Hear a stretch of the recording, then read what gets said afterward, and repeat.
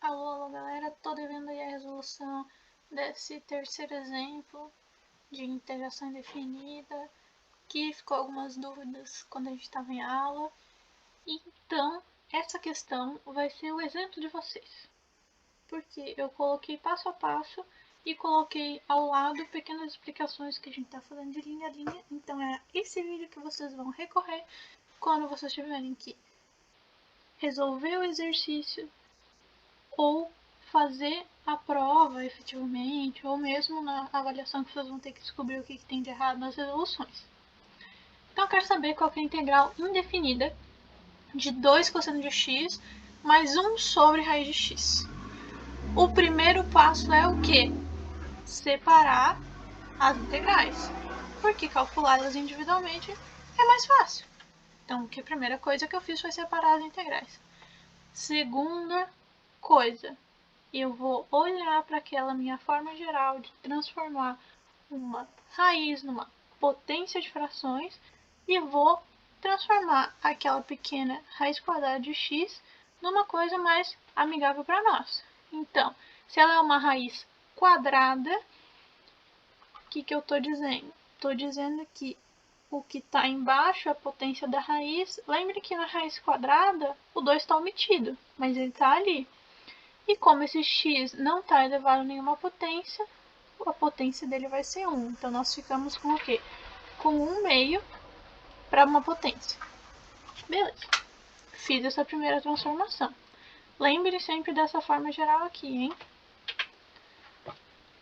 Para a próxima linha, eu vou transformar essa fração ali numa potência de x, porque a gente sabe integrar coisas do tipo x na n. 1 sobre alguma coisa, a gente pode dar um miguezinho e transformar numa potência mais familiar, usando esta forma geral. Então, se eu tenho 1 sobre x elevado a alguma coisa, eu posso transformar isso em x menos alguma coisa. Coloquei o n aqui para ficar de exemplo, mas nós temos 1 meio. Então, se eu tinha 1 sobre x elevado a 1 meio, agora eu tenho x elevado a menos 1 meio. Então, esse terceiro passo foi transformar essa fração em uma potência negativa. Legal. Qual que é o meu próximo passo? Agora eu tenho coisas que são familiares à nossa tabela de integração, mas sempre se perguntem, se eu quero saber qual que é a integral de cosseno de x, o que eu quero saber é quem que quando eu derivar me resulta em cosseno. Se eu derivar seno, dá cosseno. Por isso, a integral dessa primeira parcela é seno de x. E esse 2, só lembrando, já no primeiro passo, eu passei ele para fora, multiplicando, porque é uma constante. Então, ela pode passar para fora da nossa integral. Gente, lembrem que no momento que a gente começa a calcular as integrais, a gente substitui o símbolo de integração e o dx pela soma da constante.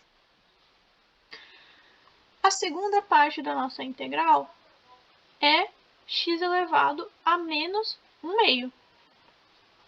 Vou usar a nossa tabela de integração e lembrar que se eu tenho uma potência de x, eu vou somar mais 1, então ficou menos 1 meio mais 1, e dividir por esse menos 1 meio mais 1.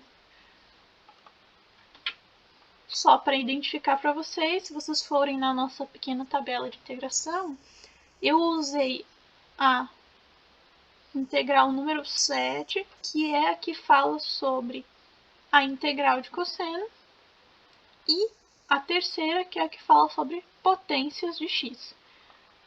Vou só passar para o próximo slide, só copiando esse primeiro lugar onde a gente parou. E o que eu vou fazer? Eu vou somar esse menos 1 meio com 1. Posso pensar que eu vou multiplicar esse 2 aqui pelo 1. Então, eu vou ficar com menos 1 mais 2 vai dar 1 positivo. Então, vai dar 1 meio, tanto em cima quanto embaixo. Então, eu eu fiquei com 2 seno de x mais x elevado a 1/2 dividido por 1/2. Então, eu fiz a soma das frações. E, por último, como eu disse para vocês, esta é a integral? Sim. Se nós chegarmos em 2 seno de x mais x elevado a meio dividido por meio, esta é a integral. Mas eu não gosto de ter uma fração dividida por outra fração, então eu só vou simplificar isso um pouco. Então, se eu tenho 1/2 dividindo, eu vou inverter a fração. Então, ficaria 2 sobre 1. Como 1 dividindo não faz diferença, a gente pode suprimir ele. E o ponto de multiplicação entre 2 e seno de x eu também suprimi. Se você quiser transformar essa potência aqui em uma fração de novo, transforma. Se eu lembra, 1/2 eu tenho raiz quadrada, porque o que está embaixo da fração é a potência da raiz, e eu tenho x elevado à potência que estiver em cima da fração, que é 1. Essa seria a resposta geral, o que normalmente se encontra em livros, o que o software responde para vocês. Então, esse é o passo a passo. Lembrem, a gente estava integrando uma coisa com raiz quadrada e a nossa resposta deu uma raiz quadrada. Essas coisas sempre tem que concordar.